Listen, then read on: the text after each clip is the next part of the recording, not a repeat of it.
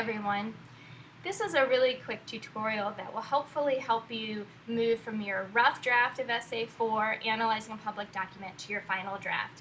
I'm going to assume that I'm working on an analysis of this petition, which is on change.org, and that I've already written a rough draft about this document, assessing the effectiveness of this document.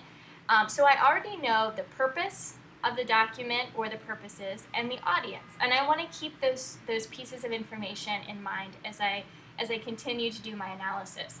Now, what I've noticed as I've read some of your essays is that you're doing a really good job beginning to think about the rhetorical effectiveness or the effectiveness of the public document, but I want you to look more deeply, and I'm going to model here really quickly some of the things that even in this short document I might consider.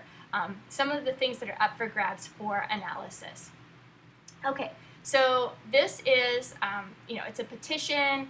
There's information at the beginning kind of telling you what the background of the issue is. The issue is about poultry processing in the United States. There are some links for more information, and at the bottom there is a petition that you can expand and read the entire petition. So what I would look for here and start to think about is, content and organization. So look up here at the beginning, there's this really interesting title, Scabs, Pus, and Feces in Chicken, USDA Keep It Off My Plate. Now that's not a run-of-the-mill title, so I would want to think about what that title is doing for this document in relation to the audience and the purpose or purposes of the document. How effective is this title, or how ineffective is this title? Thinking about audience and purpose, I need to assess or make a claim about the effectiveness of that portion of the document and explain why I feel that way. So along with that, there's a lot more content that I can choose to look at.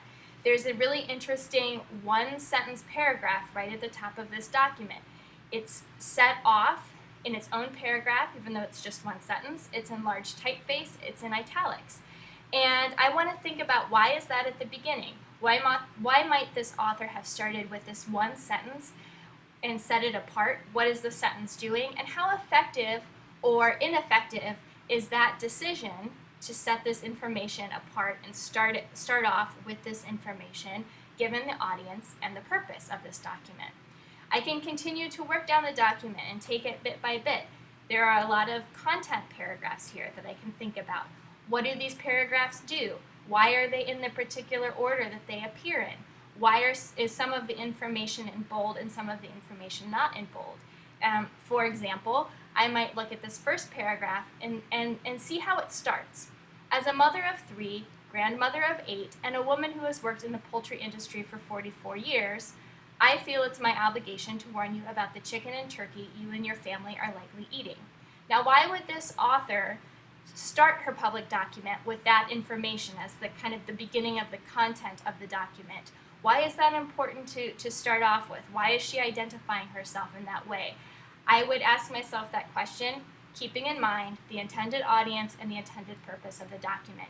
So you can see that you can really work your way down and think about this document in quite a few different ways. You can't address everything, but you can really start to kind of get deep into a document that's as short as this one.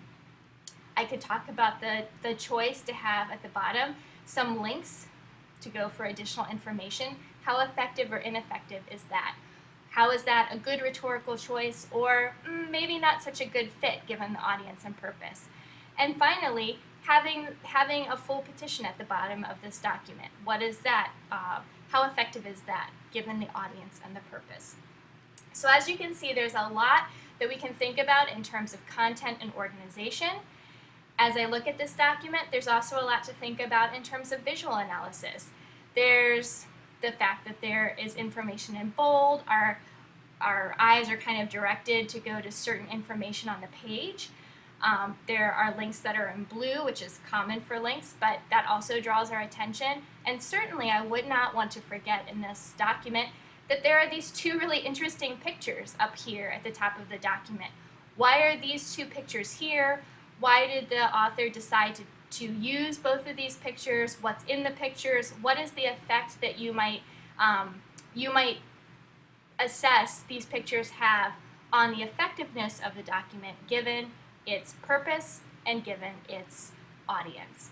Okay, hopefully that gives you a lot to think about as you go and revisit your document. Let me know if you have any questions, and good luck on your revision.